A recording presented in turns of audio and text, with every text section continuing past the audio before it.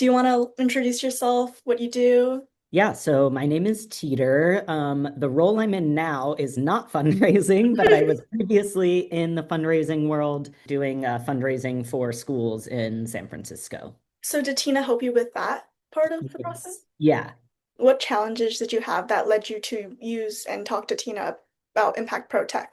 I had joined a school in San Francisco that had been around at that time for 50 years. So a lot of good historical data. But what we were finding is that we personally had connections with families that we knew had a particular giving capacity. But then when we were in their profile, mostly around iWave, we were like, wait a second, this kind of looks off. We know that they typically give this. So that was one side of it. And then the second side of it is at first we were really looking to kind of go deeper into our contacts, our donor pool, and see who had the capacity to give at higher amounts for events specifically, is what we were looking for at the time. We were a school of like 800 families at the time. And then if you multiply that data by 50 years, we basically were like, how do we quickly figure out who to talk to first? And my supervisor at the time had known Tina, I think, through like other networking, or maybe she knew somebody on our board. But she helped us come in because she was like, look, I can kind of take this data and give you exactly the top however many people based on your parameters. We had so much data that we didn't really even know where to start. And so we reached out to her to kind of be like, can you help us take all of this historical data, some that is accurate, some that maybe didn't get like saved properly, and can you help us like sift through this so we can actually find who to talk to first instead of kind of spending time doing a bunch of cold calls and like cold mailings, And essentially. before you worked with Tina, how long did this process take you around? Before Tina, that type of work would have taken me all summer. That was like my summer project. So I'd spend 2 months kind of downloading our current families and then myself going through iWave and kind of doing the metrics. And then when we gave it to Tina, she was like, here it is. Here's all the data. Here's the In pyramid. like the 2 months that you had free now after having given, Exactly. right? And yeah, it was super helpful. We also ran like kind of a test for ourselves. So we took a smaller pool of donors that we knew really well and their kind of typical giving capacity. And we ran basically what we typically asked for from them through the tool. And we found like, okay, yes, these are the people that we should be talking to. Good that we're already talking to them. You are at the ask level that typically this family would give at. So it helped us even in our current relationships be like, okay, is investing in these conversations still as important as it feels? And what specific decisions did you make after receiving all the information from ProDistiller? Specific, I think we did more specific outreach for our asks. So it was, again, it was around like specifically event support. So essentially like asking donors to underwrite an event so that we could put it on. And what we did was we kind of looked at their giving areas of interest, which we also had through ProDistiller and the like iWave into ProDistiller. But essentially, the decision was that then we were like, okay, this is the family we'll ask for this event because they have this giving history and these like areas of interest. And it just helped us like tailor what conversations to have with who. And kind of gave us greater insight into like, can we ask this much or should we ask less? Like, it kind of helped us get a lay of the land, if that makes sense. That does seem like it's helped a lot for you, seeing someone who was able to utilize this in such a meaningful way, especially connecting to like closer donors and being able to reach out to them to see exactly what they wanted to do and why they're donating is really, Yeah. really good. So, what Yeah. do you think was the most useful or not useful data that you received? What was helpful is for this big anniversary, we decided to do kind of a larger mailing to kind of literally mail to anyone who had given to the school at like a certain level in X amount of years. So what was really helpful was to see, oh, um, we sent out this large mailing to people that we maybe were like, huh, we'll get something, maybe we won't. But what was helpful is that we saw that these families that maybe they had stopped giving to Gateway because maybe their student or whoever graduated, they were still giving to other like education nonprofits or areas of interest. But we were able to re-engage them because we were like able to see that they still had a history of giving. So then we were able to kind of tailor our asks more specifically based on getting their present giving history. So the not useful data was more so data that like we just couldn't even give the tool. But I don't think that the tool gave us any data that wasn't helpful, if that makes sense. Mhm, Yeah. that does make sense. Um, Yeah. so what differences did you see after working with Impact Pro services? I know this cut down on your time from 2 months to like maybe a week or so. So what other differences did you see, if any? It kind of helped us get, I'm like thinking of like a compass or a North Star. It helped us really tailor kind of what I was saying earlier, the conversations.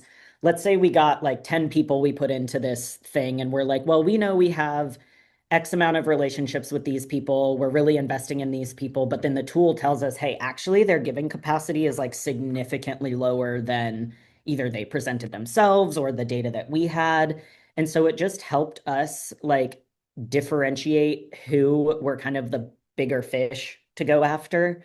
Um, and so in that sense, it also cut down not only the research time, but like the actual employee time of like going, because like I always joke that raising money is kind of like dating. You're like courting these people, you're like care enough about me, like me. And so it cut down kind of that. Again, not that these relationships are not important as well, but obviously when you're trying to raise $2 million in a school year, you have to be really intentional about who you're talking to.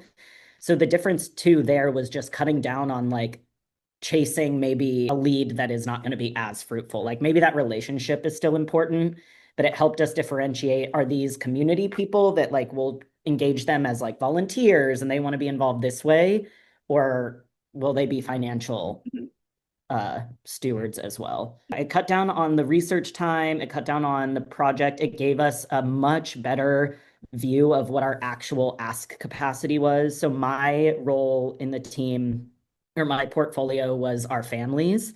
So we had like external donors that other people on the team handled, but it really made it clear to me like what is the capacity of money that we could allocate from our families to meet the $2 million goal. A lot of it pulls data from like real estate. So that's not actual money. It's like people have finances tied up in their real estate. So it'll be like they have $1 million capacity to give. But then when you actually look, you're like, oh, it's because they own a house in San Francisco. They don't have liquid cash. So that was another difference is it kind of made a clearer map on what giving capacity they actually had.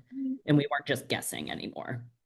Do you think you saw a difference in how you acted to the families that had a greater giving capacity? Like you were able to take more time to research on those specific families and see how can I reach them and how can I see what they want to see from us? Yes, yeah. And I feel like it gave us a really good overview of where they're typically donating. So then we could see like, are they donating to like other nonprofits that, I don't know, prioritize music? Like, could we then talk about Gateway's music program to get targeted to them? So it really was just like helpful research to find other connections, if that makes sense. Or like, again, does this family actually donate to a lot of like sports nonprofits? Okay, then we'll target them and talk to them about Gateway Sports or like drama or those types of things.